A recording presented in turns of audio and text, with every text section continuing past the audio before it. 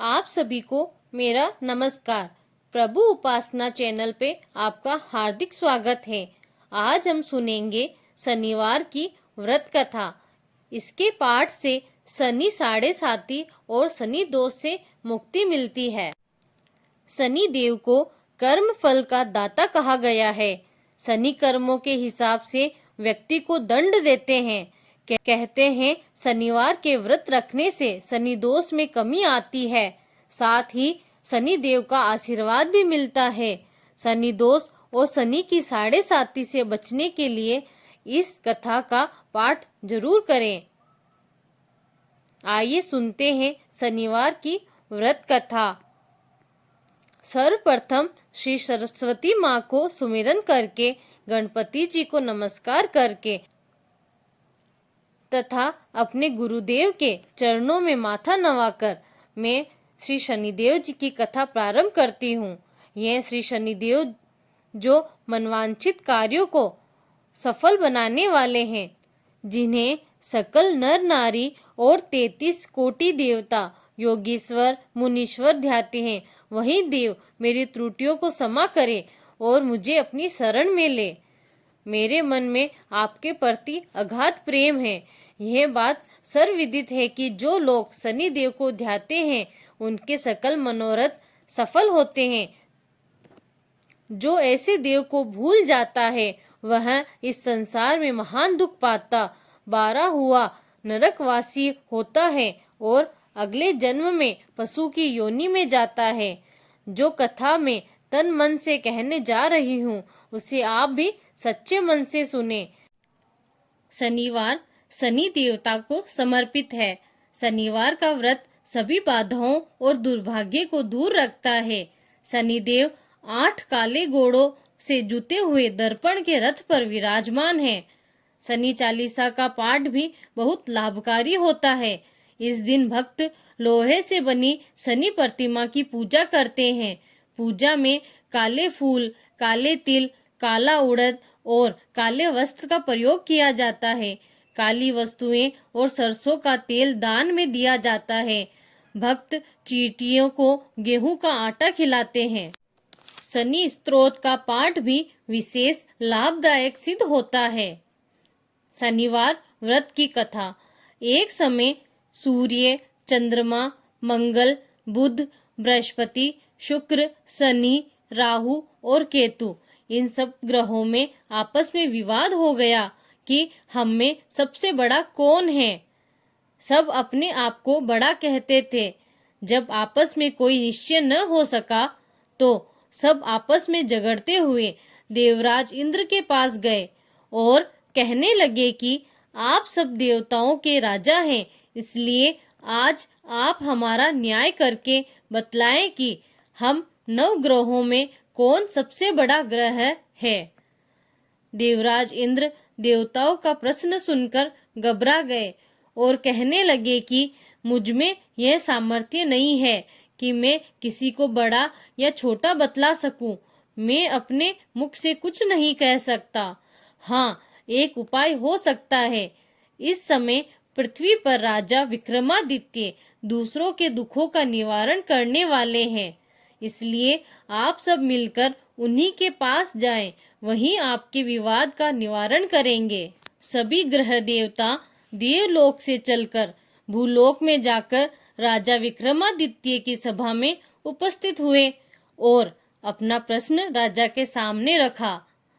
राजा विक्रमादित्य ग्रहों की बात सुनकर गहरी चिंता में पड़ गए कि मैं अपने मुख से किसको बड़ा और किसको छोटा बतलाऊं।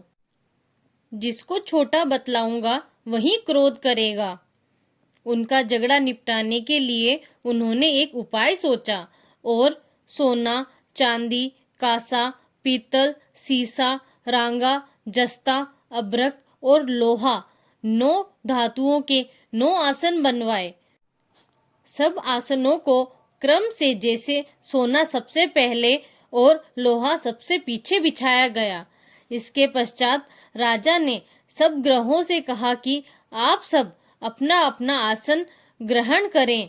जिसका आसन सबसे आगे वह सबसे बड़ा और जिसका सबसे पीछे वह सबसे छोटा जानिए, क्योंकि लोहा सबसे पीछे था और शनिदेव का आसन था। इसलिए शनिदेव ने समझ लिया कि राजा ने मुझको सबसे छोटा बना दिया है। इस निर्णय पर शनिदेव को बहुत क्रोध आया। उन्होंने कहा कि राजा, तू मुझे नहीं जानता। सूर्य एक राशि पर 1 महीना, चंद्रमा 2.25 महीना 2 दिन, मंगल 1.5 महीना, बृहस्पति 13 महीने, बुध और शुक्र 1-1 महीने विचरण करते हैं। परंतु मैं एक राशि पर 2.5 वर्ष से लेकर 7.5 वर्ष तक रहता हूँ। बड़े बड़े देवताओं को भी मैंने विष्णु दुख दिया है। राजन सुनो, श्री रामचंद्र जी को 7.5 आई और उन्हें वनवास हो गया। रावण पर आई तो राम ने वानरों की सेना लेकर लंका पर चढ़ाई कर दी और रावण के कुल का नाश कर दिया। हे राजन, अब तुम सावधान रहना। राजा विक्रमादित्य ने कहा, जो भाग्य में होगा देखा जाएगा। इसके बाद अन्य ग्रह तो प्रसन्नता के साथ अपने अपने स्थान पर चले गए, परंतु शनिदेव क्रोध के साथ वहां से सिधारे। कुछ काल व्यतीत होने पर जब राजा विक्रमादित्य को 7.5 की दशा आई तो शनिदेव घोड़ों के सौदागर बनकर अनेक घोड़ों के सहित राजा विक्रमादित्य की राजधानी में आए। जब राजा ने घोड़ों के सौदागर के आने की खबर सुनी तो अपने अश्वपाल को अच्छे अच्छे घोड़े खरीदने की आज्ञा दी। अश्वपाल ऐसी अच्छी नस्ल के घोड़े देखकर और एक अच्छा सा घोड़ा चुनकर सवारी के लिए उस पर चढ़े। राजा के पीठ पर चढ़ते ही घोड़ा तेजी से भागा। घोड़ा बहुत दूर एक घने जंगल में जाकर राजा को छोड़कर अंतर्ध्यान हो गया। इसके बाद राजा विक्रमादित्य अकेला जंगल में भटकता फिरता रहा। भूख प्यास से दुखी राजा ने भटकते भटकते एक ग्वाले को देखा। ग्वाले ने राजा को प्यास से व्याकुल देखकर पानी पिलाया। राजा की अंगुली में एक अंगूठी थी। वह अंगूठी उसने निकालकर प्रसन्नता के साथ ग्वाले को दे दी और स्वयं शहर की ओर चल दिया। राजा शहर में पहुंचकर एक सेठ की दुकान पर जाकर बैठ गया और अपने आप को उज्जैन का राजा कहने लगा और अपना नाम वीका बतलाया। सेठ ने उसकी एक कुलील मनुष्य समझकर जल आदि पिलाया। भाग्यवश उस दिन सेठ की दुकान पर बहुत अधिक बिक्री हुई। तब सेठ उसको भगवान पुरुष समझकर भोजन के लिए अपने साथ घर ले गया। भोजन करते समय राजा विक्रमादित्य ने एक आश्चर्यजनक घटना देखी। जैसे खूंटी पर हार लटक रहा था, वह खूंटी उस हार को निगल रही थी। भोजन के पश्चात जब सेठ कमरे में आया तो उसे कमरे में हार नहीं मिला। उसने यही निश्चय किया कि सिवाय वीका के कोई और इस कमरे में नहीं आया, अतः अवश्य ही उसी ने हार चोरी किया है। परंतु वीका ने हार लेने से इनकार कर दिया। इस पर 5-7 आदमी उसको पकड़कर नगर कोतवाल के पास ले गए।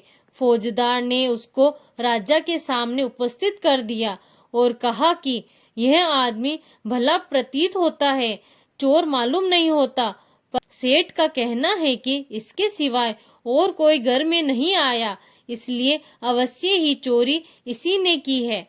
राजा ने आज्ञा दी कि इसके हाथ पैर कटवाकर चौरंगिया किया जाए, परंतु राजा की आज्ञा का पालन किया गया और वीका के हाथ पैर काट दिए गए। कुछ काल व्यतीत होने पर एक तेली उसको अपने घर ले गया और उसको कोलू पर बिठा दिया। वीका उस पर बैठा हुआ अपनी जबान से बैल हाँकता रहा। इस काल में राजा की शनि की दशा समाप्त हो गई। वर्षा ऋतु के समय वह मल्हार राग गाने लगा। यह राग सुनकर उस शहर के राजा की कन्या मन भावनी उस राग पर मोहित हो गई। राजकन्या ने राग गाने वाले की खबर लाने के लिए अपनी दासी को भेजा। दासी सारे शहर में घूमती रही। जब वह तेली के घर के निकट पहुंची तब क्या देखती है कि तेली के घर में चौरंगिया राग गा रहा। दासी ने लौटकर राजकुमारी को सब वृतांत सुना दिया। बस उसी क्षण राजकुमारी मन भावनी ने अपने मन में यह प्रण लिया, चाहे कुछ भी हो, मैंने चौरंगिया के साथ ही विवाह करना है। प्रातःकाल होते ही जब दासी ने राजकुमारी मन भावनी को जगाना चाहा तो राजकुमारी अनशन व्रत लेकर पड़ी रही। दासी ने रानी के पास जाकर राजकुमारी के न उठने का वृतांत कहा। रानी ने कहा, वहां आकर राजकुमारी को जगाया और उसके दुख का कारण पूछा। राजकुमारी ने कहा कि माताजी, मैंने यह प्रण लिया है कि तेली के घर में जो चौरंगिया है मैं उसी के साथ विवाह करूंगी। माता ने कहा, पगली, तू यह क्या कह रही है? तुझे किसी देश के राजा के साथ परिणाया जाएगा। कन्या कहने लगी कि माताजी, मैं अपना प्रण कभी नहीं तोड़ूंगी। माता ने चिंतित होकर यह बात महाराज को बताई। महाराज ने भी आकर उसे समझाया कि मैं अभी देश देशांतर से अपने दूत भेजकर सुयोग्य, रूपवान एवं बड़े से बड़े गुणी राजकुमार के साथ तुम्हारा विवाह कर दूंगा। ऐसी बात तुम्हें कभी नहीं विचारनी चाहिए। परंतु राजकुमारी ने कहा, पिताजी, मैं अपने प्राण त्याग दूंगी परंतु किसी दूसरे से विवाह नहीं करूंगी। यह सुनकर राजा ने क्रोध से कहा, यदि तेरे भाग्य में ऐसा ही लिखा है तो जैसी तेरी इच्छा वो वैसा ही कर। राजा ने तेली को बुलाकर कहा कि तेरे घर में जो चौरंगिया है उसके साथ मैं अपनी कन्या का विवाह करना चाहता हूँ। तेली ने कहा, महाराज, ये कैसे हो सकता है? राजा ने कहा कि भाग्य में लिखे को कोई नहीं टाल सकता। अपने घर जाकर विवाह की तैयारी करो। राजा ने सारी तैयारी कर तोरण और बंदरवार लगवाकर राजकुमारी का विवाह चौरंगिया के साथ कर दिया। रात्रि को जब विक्रमादित्य और राजकुमारी महल में सोए तब आधी रात के समय शनिदेव ने विक्रमादित्य को स्वप्न दिया और कहा कि राजा, मुझको छोटा बतलाकर तुमने कितना दुख उठाया। राजा ने शनिदेव से क्षमा मांगी। शनिदेव ने राजा को क्षमा कर दिया और प्रसन्न होकर विक्रमादित्य को हाथ फेर दिए। तब राजा विक्रमादित्य ने शनिदेव से प्रार्थना की, महाराज, मेरी प्रार्थना स्वीकार करें। जैसा दुख आपने मुझे दिया ऐसा और किसी को न दे। शनिदेव ने कहा, तुम्हारी प्रार्थना स्वीकार है। जो मनुष्य मेरी कथा सुनेगा या कहेगा उसको मेरी दशा में कभी भी दुख नहीं होगा। जो नित्य मेरा ध्यान करेगा या चींटियों को आटा डालेगा उसके सब मनोरथ पूर्ण होंगे। इतना कहकर शनिदेव अपने धाम को चले गए। जब राजकुमारी मन भावनी की आंख खुली और उसने चौरंगिया को हाथ पांव साथ देखा तो आश्चर्यचकित हो गई। उसको देखकर राजा विक्रमादित्य ने अपना समस्त हाल कहा कि मैं उज्जैन का राजा विक्रमादित्य हूँ। यह घटना सुनकर राजकुमारी अत्यंत प्रसन्न हुई।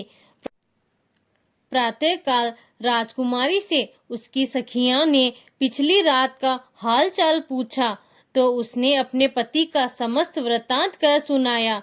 तब सबने प्रसन्नता प्रकट की और कहा कि ईश्वर ने आपकी मनोकामना पूर्ण कर दी।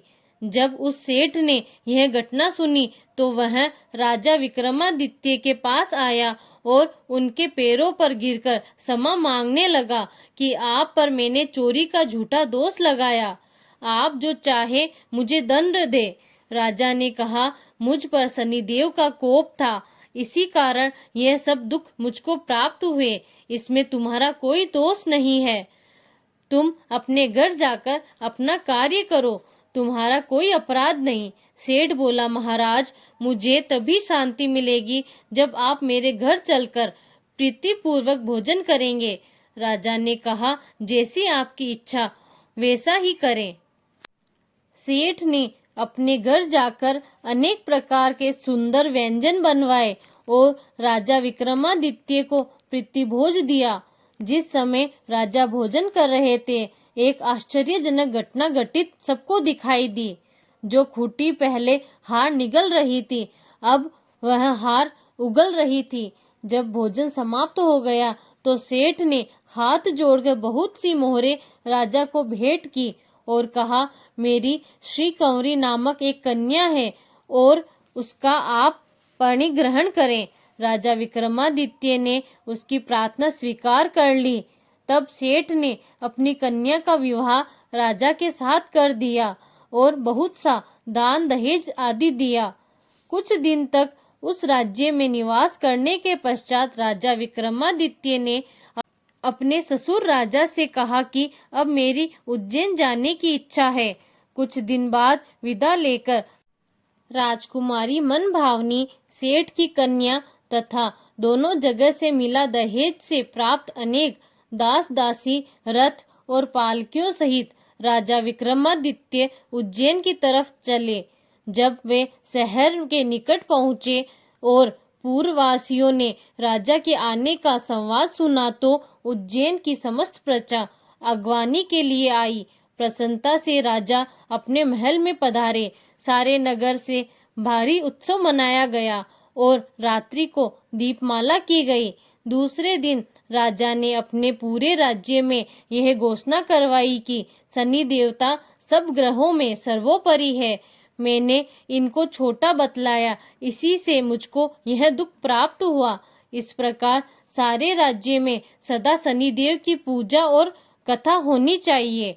राजा और प्रजा अनेक प्रकार के सुख भोगती रही। जो कोई शनिदेव की इस कथा को पढ़ता या सुनता है, शनिदेव की कृपा से उसके सब दुख दूर हो जाते हैं। व्रत के दिन शनिदेव की कथा को अवश्य पढ़ना या सुनना चाहिए।